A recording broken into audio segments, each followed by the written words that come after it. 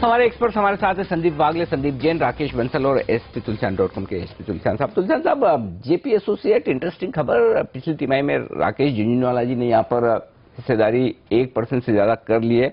कैसे देखते हैं आप, और क्या इन्वेस्टर्स के लिए क्या सलाह होगी? काफी लोगों के पास शेयर पोर्टफोलियो में पड़ा हुआ है, उन्हें क्या करना चाहिए? देखिए अनिल जी, जो जेपी ग्रुप है, जिन्होंने जिस हिसाब से इनिशिएटिव लेके, मैं कहूंगा कि शायद इंडिया में पहला स्ट्रेस लोन अकाउंट्स में पहला अकाउंट होगा या पहला ग्रुप होगा जिन्होंने सेल्फ मोटिवेशन से इतना ज्यादा स्टेप्स लेकर के अपने लोन को मोनेटाइज या अपने लोन को रिडक्शन किया, चाहे फिर सीमेंट प्लांट बेच के, पावर प्लांट बेच के। अब अगर आप इस कंपनी का लें, जेपी एसोसिएट्स इनकी फ्लैगशिप कंपनी है या होल्डिंग कंपनी आप कह सकते हैं, कि जो जेपी पावर को भी होल्ड करती है, जेपी इंफ्रा को भी होल्ड करती है और खुद के भी बिजनेस।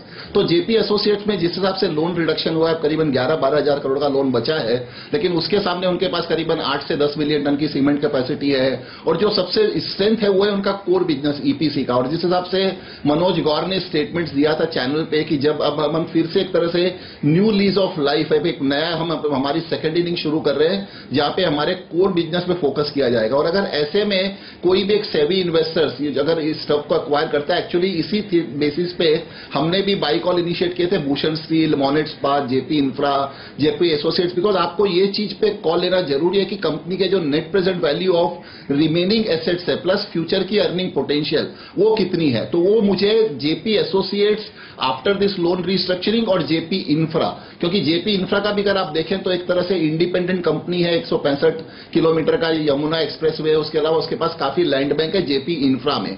जेपी एसोसिएट्स में भी लैंड बैंक है, होटल प्रॉपर्टी है, होटल प्रॉपर्टी कोई बहुत बड़ी नहीं है, 500-700-800 करोड़ की होगी, 4 या 5 होटल।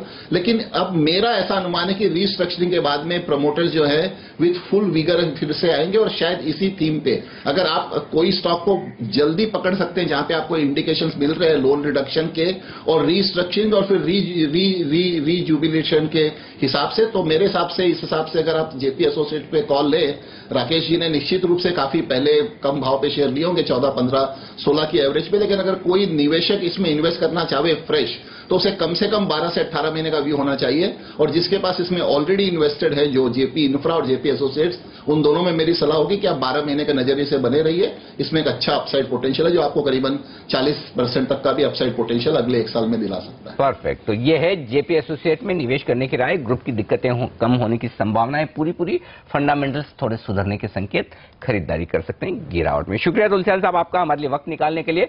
और ब्रेक में जाने से पहले बता दें कि इस ब्रेक के उस पार बाजार का भरपूर एक्शन आपके लिए शुरू होने वाला है। एसजीएक्स निफ्टी सुस्ती के संकेत दे रहा है, लेकिन भारतीय बाजार चुस्त खुलने चाहिए, मजबूत खुलने चाहिए।